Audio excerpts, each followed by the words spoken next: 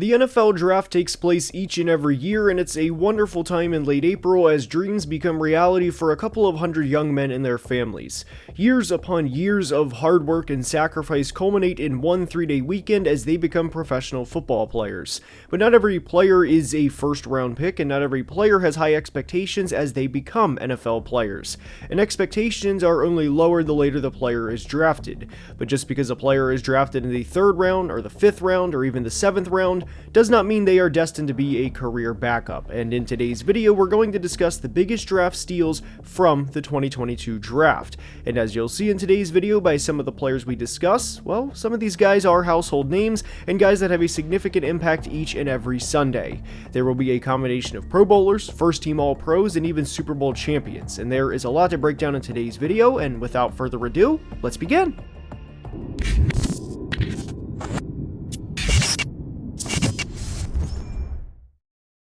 And we are starting today's video by discussing Rams running back Kyren Williams. Kyren was a 5th round pick out of Notre Dame as he was the 164th pick in the 2022 draft, and through 3 years, he is 2nd in the class in rushing yards as he only trails Buffalo's James Cook. What I think is particularly impressive about Kyren Williams, and ultimately his career path, is he was not a factor in the Rams offense as a rookie, and entering 2023, the Rams looked to be in a pretty bleak situation. They were coming off of an injury-riddled 2022 season as their big three in Matt Stafford, Cooper Kupp, and Aaron Donald at the time all missed significant time during the 2022 season. They finished 27th in points per game and the offensive line was a train wreck, and there were a lot of questions about the Rams' future at that point in time, but Kyren Williams was a huge breakout player in 2023 as he ran for over 1,100 yards and 12 touchdowns, and to give you an idea of how noticeable his impact was for the Rams in 2023, he missed 4 games in the middle of the year, and the Rams were just 1-3 during this span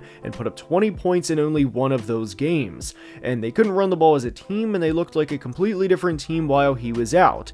Now, to at least be fair, Brett Rypien started 1 of those 4 games, but even in the other 3 games he didn't, the Rams put up 17 points, 20 points, and 17 points. But when Kyren came back, the Rams averaged 31.3 points per game and were 5-1 in the next 6 games, and Kyren had 688 rushing yards and 6 touchdowns during this span. He averaged over 95 rushing yards per game in 2023 and followed it up with a near 1,300-yard rushing season in 2024, as he finished with 1,299 rushing yards to be exact, and was on his way to a 16 total touchdown season. And in the last 2 years, Kyren has 31 total touchdowns and has been a catalyst of the Rams offense. Now, unfortunately for Williams specifically, there were so many good running backs throughout the 2024 season that him having the year he did was overshadowed by other players like Saquon Barkley and Derrick Henry, for example. But for him to have back-to-back 1,100 plus yard rushing seasons and back-to-back 15 plus total touchdown seasons while being a 5th round pick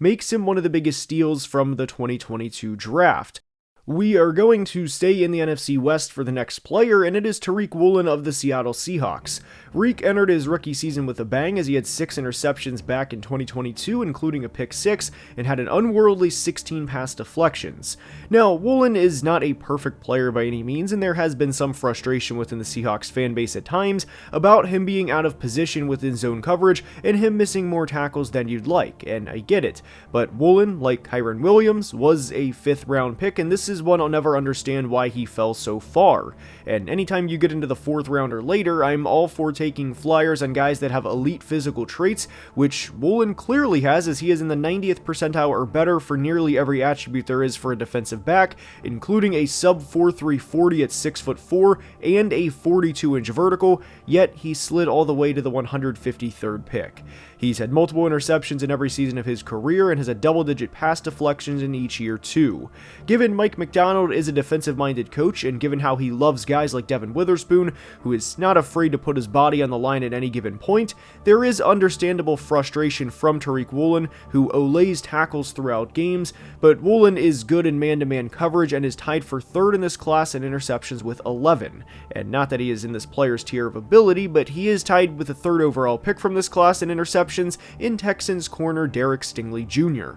We are sticking with another defensive back for the next player, and it is Cowboys corner DaRon Bland. Bland, like Lions safety Kerby Joseph, is a former first-team All-Pro, and despite having 9 interceptions in 2023 and being the first-team All-Pro that year, he still had a really good rookie season, and it's honestly not talked about as much as it should be, because Bland had 5 interceptions in his rookie season, and heading into 2023, he was an under-the-radar player, and heading into 2023, he wasn't talked about probably as much as he should have been for a 5th-round corner who, again, had 5 interceptions during his rookie season. Now, to at least be fair to DaRon Bland, whenever you're in a class with Tariq Woolen, who had 6 interceptions in his rookie season, and Sauce Gardner, who was a first-team All-Pro in 2022, naturally, you're not going to be discussed as much, at least nationally, even if you do play for the Dallas Cowboys. Now, on the channel, we talk about players being set up for success from a situation standpoint, and what we point to often is Joe Burrow being able to throw passes to T. Higgins and Jamar Chase. It's a great situation for all 3 guys, but this was a very similar situation for DaRon Bland on the defensive side of the football. Dan Quinn is a very aggressive defensive-minded coach, and obviously everyone knew about Trayvon Diggs, as he had an 11 interception season a couple of years ago, and obviously teams know the dangers of throwing his way. He is a ball-hawking corner, and they would rather throw to the other side of the field rather than risk Trayvon Diggs taking it to the house himself, which provided a lot of opportunities for DaRon Bland. However, the part that's usually not mentioned within this is having the threat of Micah Parsons get after the quarterback. Micah is one of the best players in football, and he is a 4-time Pro Bowler in 4 years, and that's not watered down Pro Bowls on his part either. I really think he is on a Hall of Fame trajectory, and when you can play team football and have a Hall of Fame pass rusher get after the quarterback and have 2 ball-hawking corners in DaRon Bland and Trayvon Diggs, play under an aggressive defensive coordinator in Dan Quinn, you have a perfect recipe for success the way the 2023 Cowboys did. In 2023, Dallas finished 1st in points per game and 5th in points allowed per game, and they had 9 20-plus point wins. There were times within the first half where they would get up and absolutely steamroll teams, and by the time the second half started, everybody knew the game was over because Dallas was already up 31-3 or 28-7 or whatever the case may be. They knew the game was over, and this all played into why DaRon Bland had such a good year in 2023, and ultimately why he makes today's video for being one of the biggest draft steals from the 2022 draft. Unfortunately, DaRon Bland had a down 2024 season, and it didn't get off to a good start as he had a stress fracture in his foot before the season started, and he missed the first 10 games of the year. I don't necessarily think he will be a 9-interception player again in a contract year in 2025 and become the highest paid DB in NFL history, but I do think he will be a really good starter for the Cowboys the way he was in the first couple of years of his career, and ultimately get a payday for himself and his family. In terms of draft value that a team received from a player they selected, I feel like you have to include Isiah Pacheco, as he was selected in the 7th round with a 251st pick. Pacheco was part of a really good draft class for the Chiefs that featured guys like Trent McDuffie, George Karlaftis, Leo Chenal, and Brian Cook, and of course Isiah Pacheco. Now, he did have a bit of a down year in 2024, but I am willing to dismiss that for a couple of reasons. He sustained a very serious injury earlier in the year as he fractured his fibula in week 2, and then came back and finished the year. Now, I'm not a doctor, nor do I claim to be a doctor, and obviously he had to have been medically cleared to eventually come back in the season the way he did, but truly, how healthy was he when he came back late in the year? And not only that, but we also have to factor in how bad the Chiefs' offensive line was. They finished 29th as a team in yards per attempt last year, and the 2024 version of Isiah Pacheco we saw down the stretch was absolutely nowhere close to the player that we saw in the first years of his career, and ultimately the years in which the Chiefs won the Super Bowl. So those are the main reasons that I am willing to dismiss the down year for Pacheco, and not only that, but the Chiefs had every opportunity in the 2025 draft, especially early on, to select a good running back in the draft, as it was a loaded class, and everyone knew it was a loaded class, yet they did not select a running back and basically said, we are committed to Isiah Pacheco moving forward. And despite the Chiefs going to the Super Bowl last year, they did not have good injury luck offensively, not even close. As we mentioned, Pacheco fractured his fibula early in the year, Rashee Rice tore his ACL, Hollywood Brown missed significant time, and the offensive line was not only a turnstile, but they also had injuries up front as well. And had the Chiefs been able to run 11 personnel the way they wanted to, which is 1 running back, 1 tight end, and 3 receivers, and be able to spread defenses out the way they wanted to, with both Xavier Worthy and Hollywood Brown on the field at the same time, as well as Rashee Rice and Travis Travis Kelce being able to work underneath, that would have opened the offense up significantly, and there's a reason that we saw several running backs last year have career years, and it was because defenses play too high, which inevitably takes a safety out of the box, and that the running backs can run more freely, and Isiah Pacheco would have too if the Chiefs had better injury luck. Now, I'm not providing excuses for Pacheco, but I did at least want to provide some context as to why he had a down year, and to also mention that he was quite literally coming back from a fractured leg during the 2024 season. I do think he will be back in 2025, and I think he will rush for 1,000 yards for the first time in his career.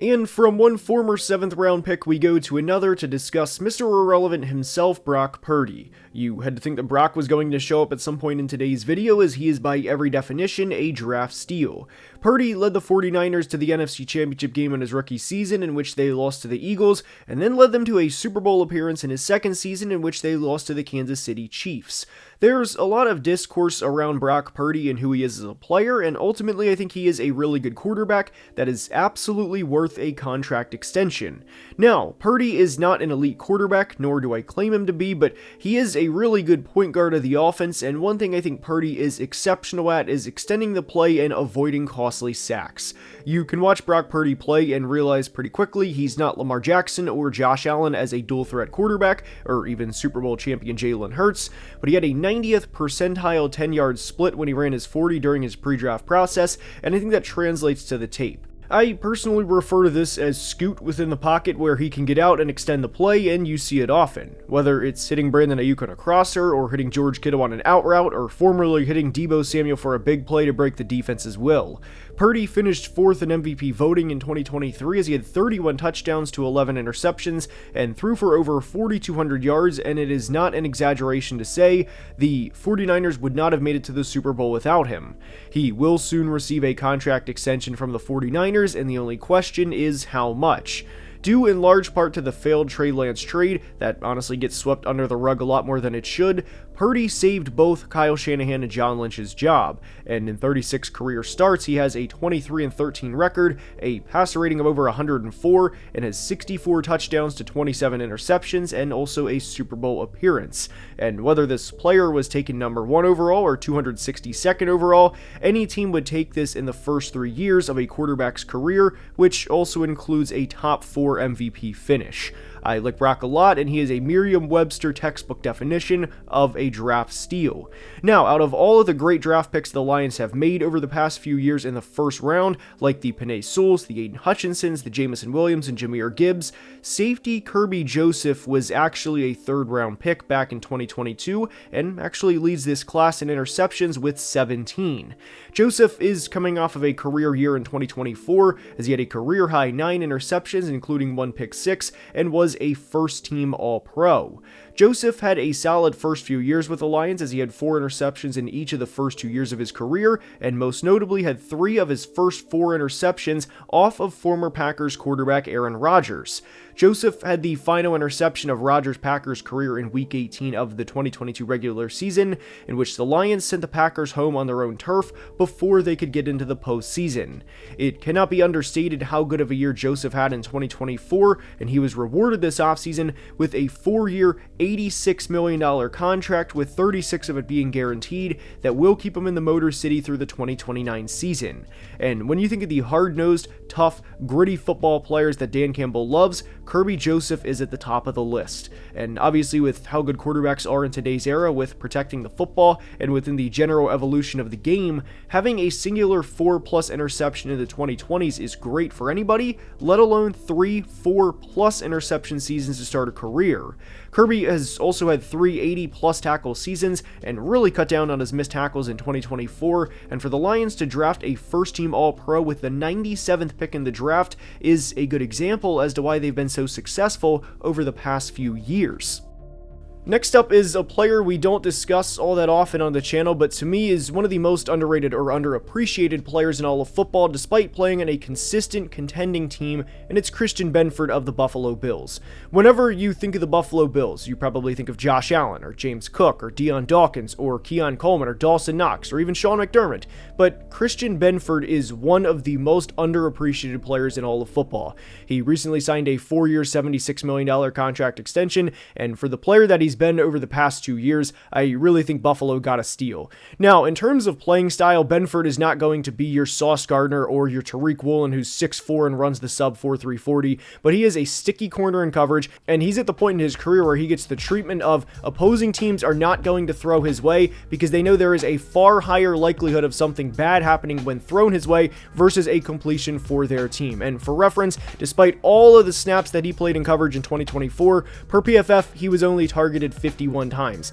Now, for clarity, the way PFF's coverage stats works is if Buffalo is running a standard cover 2 with Christian Benford assigned the flat part of the cover 2, if he drifts back to maybe try and make an interception on a corner route, to try and make a big play for Buffalo, and if a tight end or a running back is running a flat route and they catch the ball and go from 2nd and 12 to 3rd and 9 and pick up 3 yards, in theory, in PFF's coverage stats, that is 1 reception allowed for 3 yards, despite Benford doing everything right. I mean, he only gave up 3 yards on a 2nd and 12 play. That still is a 3-yard reception allowed for Christian Benford in PFF's system. However, he only allowed 31 receptions in all of 2024, and obviously not every reception is a 50-yard bomb one-on-one that he gets beaten coverage by an opposing division receiver in which Buffalo loses the game. So for Christian Benford, or any corner for that matter, to only be targeted 51 times and to only allow 31 receptions starts to show the type of player that he really is. And enough credit cannot be given to Brandon Beane for giving him a $76 million contract extension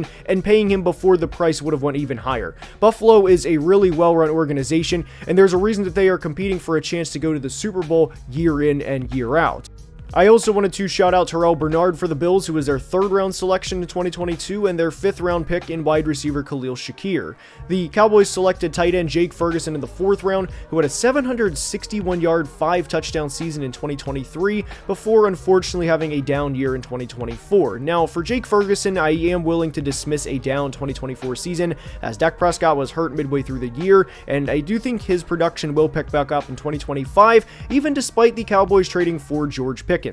One of the reasons I think Ferguson's production will pick back up this year is obviously him and every other player that has not signed a contract extension in today's video is in a contract year, and like we said, players typically play up in contract years, but I also think the Cowboys' passing attack this year will be one of the best in the NFL if Dak Prescott stays healthy. They've invested a lot in the offensive line over the past few years, and I don't think their run game is going to be all that good in 2025, so when you have an offensive line that's going to be really good and will be able to protect Dak Prescott, a player they just gave a near $250 million to, with a run game that's not going to be all that good in 2025, I wouldn't be surprised at all if the Cowboys have 2 1,000-yard receivers in George Pickens and CeeDee Lamb and a 750-plus yard tight end for the 2nd time in his career in Jake Ferguson. I also wanted to give credit to Falcons running back Tyler Algier, who I thought would have been a consistent 1,000-yard running back as he ran for 1,000 yards back in 2022, but they of course selected Bijan Robinson at number 8 overall in 2023. I hope you enjoyed today's video, and if you did, please like the video as it helps with the YouTube algorithm tremendously, and I cannot thank you guys enough for the support.